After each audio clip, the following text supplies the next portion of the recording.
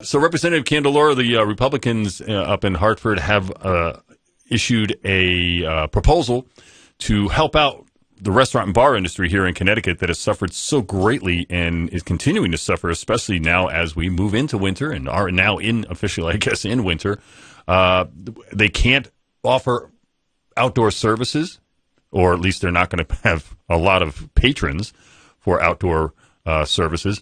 And so, they're struggling, and we've already lost about 600 plus restaurants here in the state of Connecticut, and many more are just on that cusp and just trying to survive. Tell us a little bit about the proposal that you and your colleagues have presented to help out these restaurants and bars. Yeah, I think this proposal really got kicked up a notch when we all know with the weather changing, everybody needs to go essentially into indoor dining. And at the very moment that we're transitioning to an indoor dining proposal that has all these metrics and safeguards put into place, the governor puts forth an epidemiologist who says, don't go into indoor dining. And we saw now they're suffering enough to begin with, but their patronage has plummeted.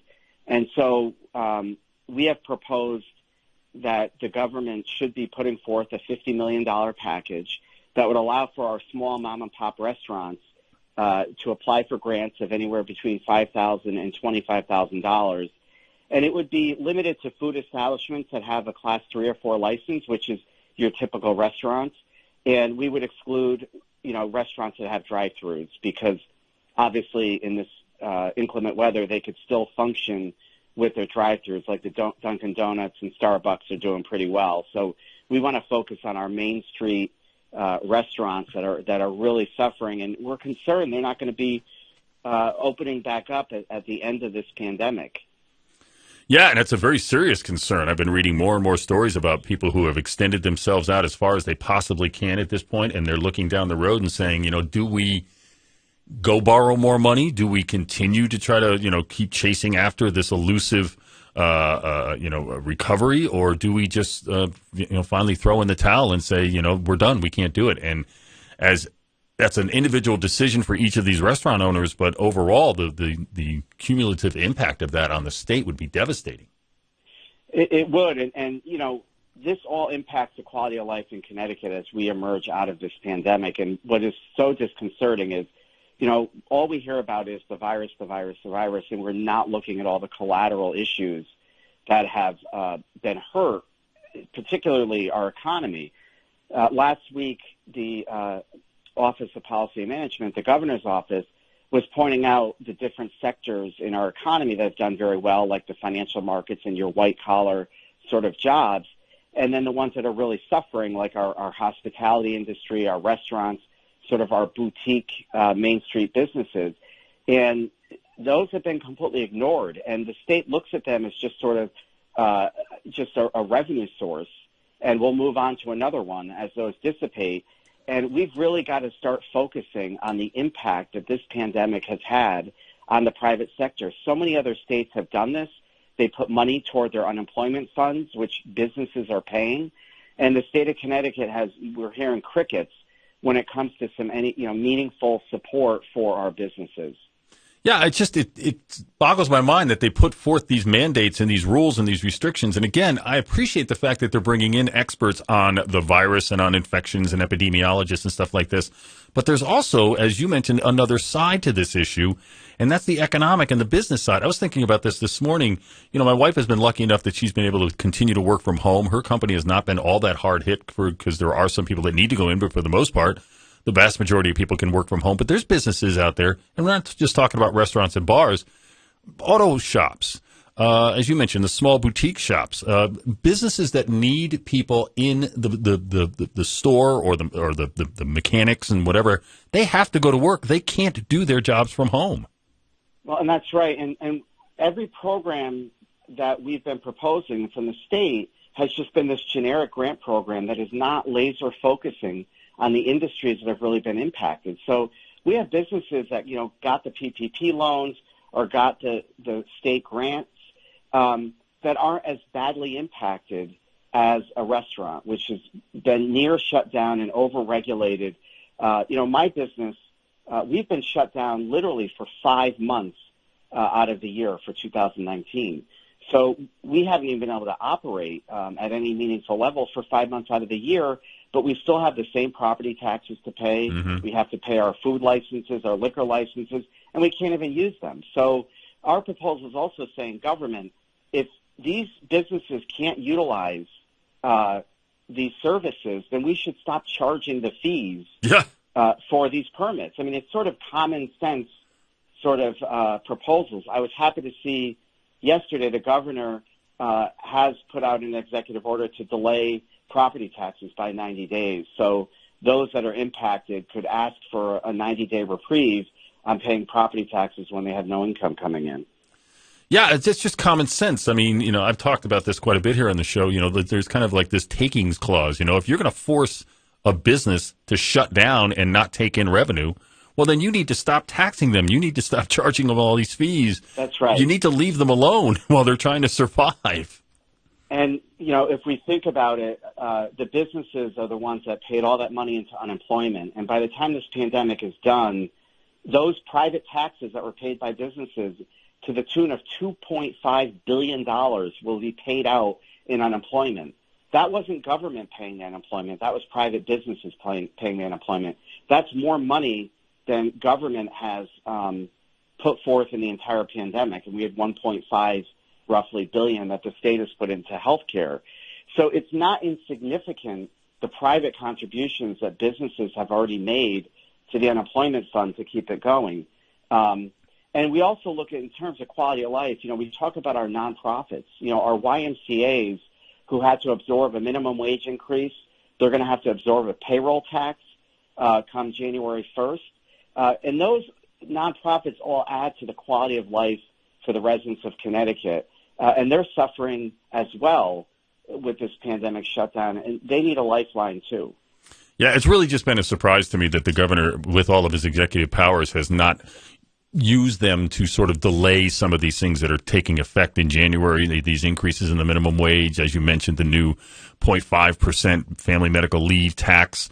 Nope, those things are rolling forward fast and furious, and there seems to be, in the words of the governor, nothing I can do about it, which is just ridiculous in the extreme.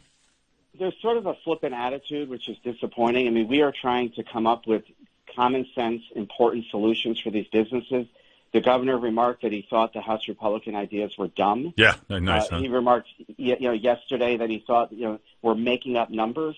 We're not. We are trying to help these businesses come out of it. And if he has a better solution, then come up with it. Don't just dismiss our ideas as dumb, because there are real people out there suffering, and we are the boots on the ground. In my district and all the other state reps that go out, they don't have to knock on too many doors on Main Street to hear the desperation and fear that people have. And, thankfully, we do have House Democrats that joined some of our proposals and think that there's some merit to it. And so I think we're going to have bipartisan conversation in the legislature to address these issues, and I hope the governor comes along eventually. Well, I mean, wasn't his whole message during the campaign that he's a businessman, he understands what it's like to run a business? He's not really showing that throughout this when it comes to, like you say, his flippant responses to some of these issues and proposals. And I think to that point, too, he was in the IT world and he's in the financial markets. And if you look at the statistics, the stock market, the financial world has continued to do very well through this pandemic. Wealthy people in Greenwich and Fairfield County have made a lot of money.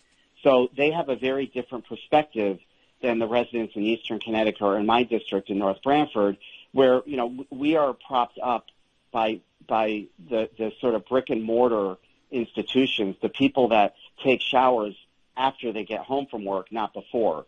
They get the grease under their fingers. So it's a different perspective. Those people are suffering. And Fairfield County isn't getting hurt as much. So I can understand the disconnect that the governor may have. And we're just trying to provide that voice for those, blue-collar Main Street people that are really suffering. Well, and I appreciate the efforts here because, again, one of the other issues, and we saw this after the recession, was the state borrowing a ton of money to shore up that unemployment fund to keep paying out unemployment benefits. And again, it was a necessary evil. I don't think anybody disagreed with the idea. But at the end of the day, when that had to be paid back, as you pointed out so wonderfully here, it was not paid back by the state. It was paid back by the private businesses.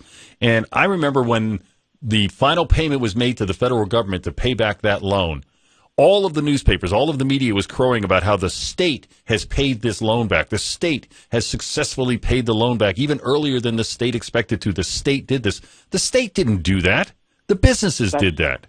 That's absolutely right. And those loans now are coming due January 1st. So our economy, which is crippled, are going to have to start paying those, make those payments on January 1st. So on top of all of the restrictions that they're operating under, to think that they have another loan payment that's going to be due on January 1st and all their employees have a payroll tax on January 1st is very ominous. And we need to delay that payment. The state needs to step up and start putting money into the unemployment compensation fund, the same way they're putting money into the healthcare industry to prop that up through the pandemic. You know, this is not a direct infection of the virus, but certainly these businesses have been infected by this virus in the same way as our individual residents have been. Final question, sir. We've heard many comments out of the governor's office and out of many of the Democratic leaders saying, no, we're going to be fine because we expect the federal government to give us all of these grants and forgivable loans and to bail us out. And you know, while I understand that that's a wonderful hope and desire, what if that doesn't happen? Is there a plan B that doesn't hurt businesses or the potential for the regrowth of business in Connecticut? Well, that's why we need this conversation, because you're right. You know, the feds have balked at giving the states any more money.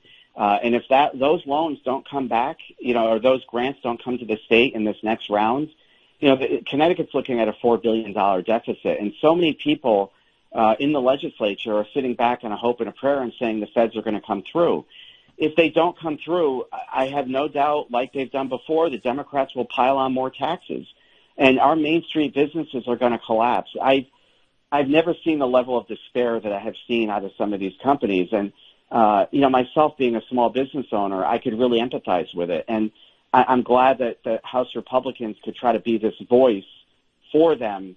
And hopefully we will start making this become a front and center issue for January, because you're right. If that money doesn't come through, it's only going to be a world of hurt for our economy.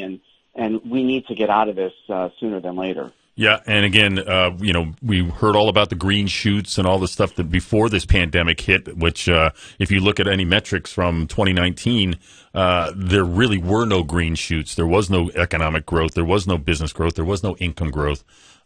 You know, other than, like you point out, for the people in Fairfield County who are always going to do well because they're well situated to do well. It's easy to ride out a storm like this when you've got a nice little, you know, couple $100 million or $1 billion buffer sitting in the bank. It's not so easy for businesses and people who are living hand to mouth to survive things like this. I just don't understand this wish and a prayer that we're talking about as far as how we're going to get out of this. Just being accepted is like, oh, okay, well, that's an acceptable answer. It's not acceptable. We need serious strategies here to resolve these issues that have been created in the last year. Yeah, absolutely. And I think, you know, to that point, people that had money before this pandemic have made a lot of money. The ones that are living hand to mouth or just living paycheck to paycheck have lost a lot. And we need to start paying attention to that, because, you know, this is the quality of life for everybody. You know, everybody matters in the state of Connecticut, not just, you know, our upper echelon individuals.